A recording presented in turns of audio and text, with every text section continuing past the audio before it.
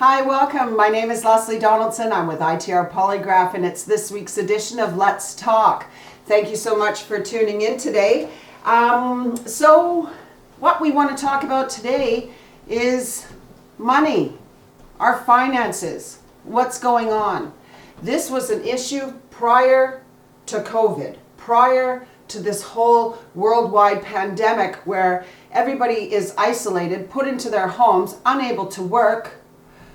The statistics were prior to COVID that there were many families across Canada that were 1 or 2 paychecks away from bankruptcy. If they lost those 2 paychecks and they didn't have enough savings to pay those bills if they lost their job, or if they were too sick and couldn't go to work or anything like that. If they lost those paychecks, they could not pay their bills.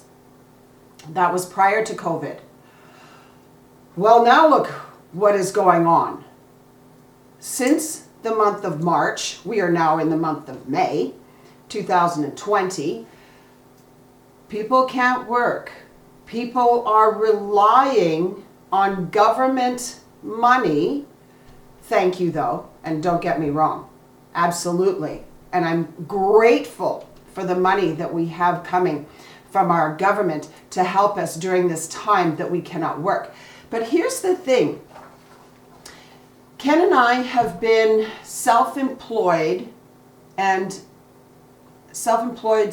1994.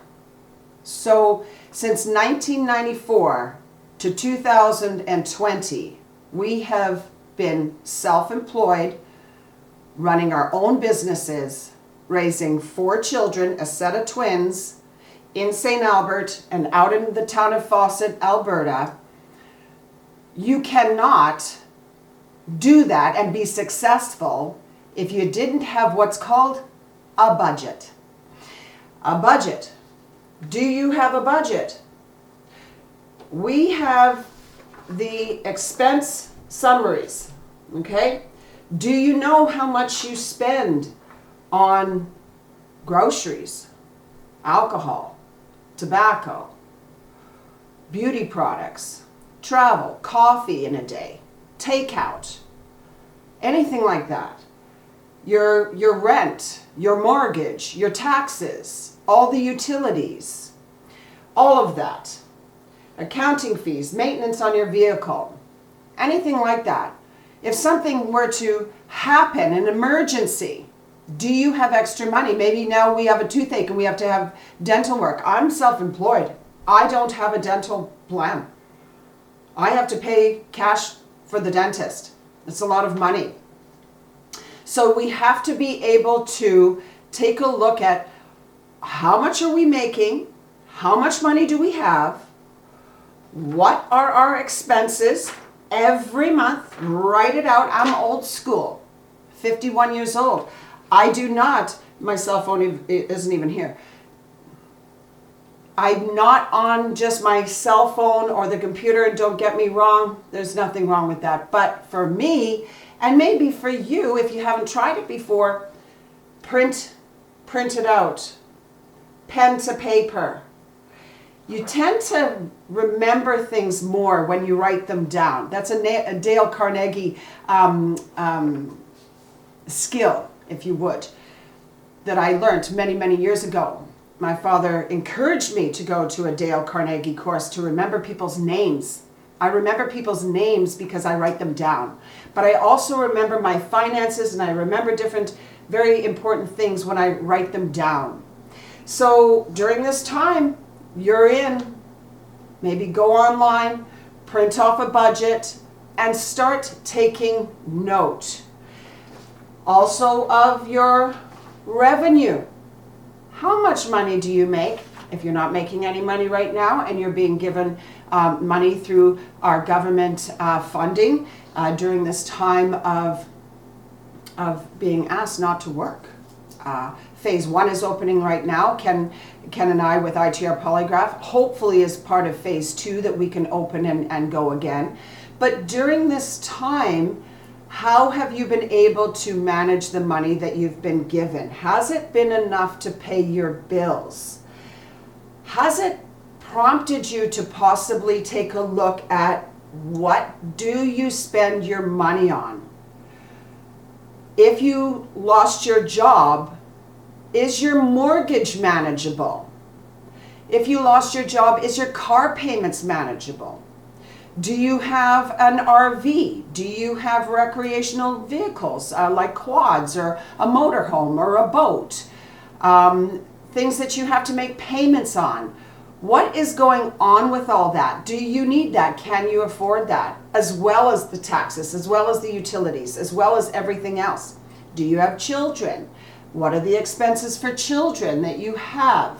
And so when we take a look at all the expenses, and we take a look at the income that we have, how does it compare? Sometimes what we have to do is only allot this much money for each one. So if in a month, maybe for the last, why don't you go back the last 6 months, maybe even 3 months prior to March.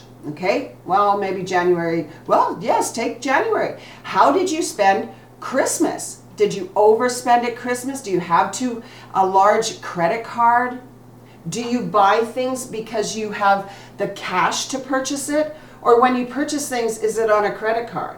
Do you pay off your credit card? It's these kind of things that we are being prompted to right now.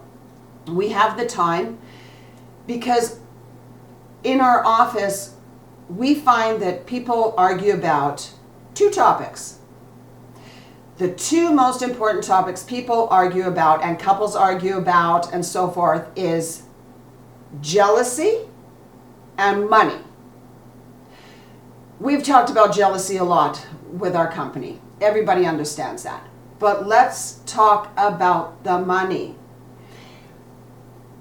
Even right now, our province was able to afford our service probably even maybe 5 years ago when oil and gas was really going very well in our province. There was a lot of employment, there was a lot of revenue going around, and people had the money for our service. Our service is a personal service. And it is not inexpensive, but it's not over the top either. But it's something that somebody would have to budget for. And it's something that something else would have to go without or less. Or if you just take it out, then maybe you can't pay another bill. But I also find right now too is that I know some people who it's hard for them to not shop. That they feel, and some people, they have a hard time, they have a hard time not smoking, they have a hard time not drinking, whatever their vice is, but some people have a hard time with shopping. We had a client one time come, it was a husband and wife, and he thought she was cheating. Where is she? She's clearly lying. She was supposed to be here, she's not here, something is kind of shady, it's not quite right, And so he thought she was cheating on her. So he brought her to the office and wanted to test her for infidelity, when really she had to confess that, yes, she is lying about something, but it's not cheating. She was a shopaholic. She was spending up the credit cards. She was already planning, once she had left the office and confessed that weekend she was going to go shopping some more. So it's why are we shopping? What are we doing? How old are we? Are we living on our own? Are we living with our parents? Have we borrowed money? Do we need to think about paying back that money? When we have money, are we taking some and putting some in a savings account? Okay, maybe 10% in a savings account. How do we do this during COVID? How do we do this when we're not working and we're on a budget? Take tithing, for instance. Some people say, well, I can't tithe because I don't have any money. Well, sometimes it's just, When we're trusted with little, we can be trusted with much. So even when we don't think we have something to give, we do. Even when we don't think that we can cut corners from this, we can. We can make some things work. It's our choices. How do we choose to spend our money? And are we choosing to put our head in the sand and not take a look at the books? Are we in the black? Are we in the red? What's going on? I really hope that today is helpful for you. Please do find a resource online, print it off, get a budget going. Take a look at what's been going on. Take a look at what were your expenses, December, January, February, right up to March. Now what have they been, April, May, and into June. Take a look at that. Keep an eye on your finances. I hope that you're going to do well, and our economy will get back up and running. But in the meantime, let's take care of what we've been entrusted with. Okay? Thanks for tuning in today. I'll see you next Friday. Bye now.